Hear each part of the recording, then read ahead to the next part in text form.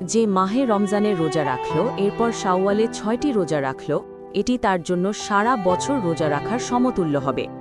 সহি মুসলিম হাদিস 1164, জামে তিরমিজি হাদিস 759, সুনানে আবু দাউদ হাদিস 2433। রমজান মাস ও শাওয়ালের ৬ দিন রোজা রাখলে কিভাবে পুরো বছর রোজা রাখার সওয়াব হবে এর বিবরণ এসেছে আরেক হাদিসে। সাওবান রদিয়াল্লাহু আনহু বলেন, নবী সাল্লাল্লাহু আলাইহি ওয়াসাল্লাম বলেছেন, রমজান মাসে রোজা রাখা 10 মাস রোজা রাখার সমান এবং শাওয়ালের 6 দিন রোজা রাখা 2 মাস রোজা রাখার সমান। সুতরাং রমজান ও 6 রোজা মিলে 1 বছরের রোজার সমান।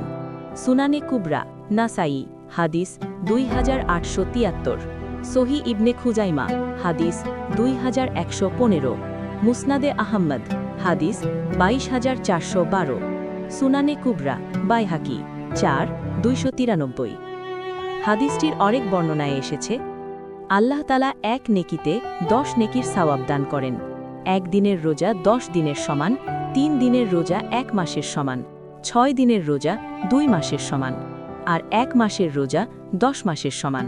সুতরাং যে রমজানের 1 মাস ও শাওয়ালের 6 দিন রোজা রাখবে সে 1 বছরের সমান সওয়াব পাবে। সুবহানাল্লাহ।